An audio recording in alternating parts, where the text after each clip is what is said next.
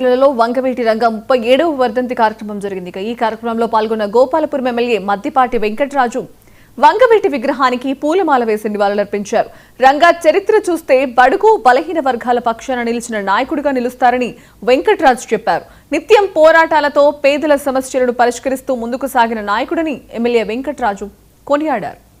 ఈరోజు వంగవీటి మోహన్ రంగయ్య గారి 39వ వర్ధంతి సందర్భంగా ఈ అనంతపల్లి గ్రామంలోని ఆయన విగ్రహాలకి దండవేసి నివాళులు అర్పించడం జరిగింది.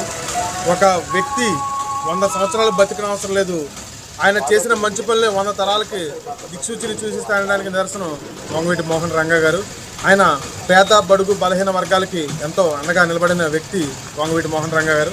ఎంతోమంది ఎమ్మెల్యేలు చేస్తారు, ఎంపీలు చేస్తారు, మంత్రులు చేయొచ్చు, ముఖ్యమంత్రులు చేయొచ్చు, కానీ ఈరోజు వంగవీటి మోహన్ రంగయ్య గారు కేవలం 3 సంవత్సరాలు మాత్రమే ఎమ్మెల్యే పదవిని అధిరోహించిన ఆయన చేసిన పనులు ఈ రోజుకి కూడా వ్యక్తులు మర్చిపోలేని పరిస్థితి ఉంది. అలాగే వంగవీటి మోహన్ రంగయ్య గారి ఆశయ సాధన కోసం అనంతపల్లిలోని యావత్ అభిమానులందరూ కూడా కృషి చేస్తామని, అలాగే ఏదైతే మాతో పాటు వచ్చే ప్రతి ఒక్కరిని కలుపుకుంటూ వంగవీటి మోహన్ రంగయ్య గారి ఆశయ సాధన కోసం కృషి చేస్తామని తెలియజేస్తాం. తెలుగు గడ్డపై ఒక మహావీరుడు పోరాడిన తీరు అందరికీ కూడా ఒక ఆదర్శప్రాయం.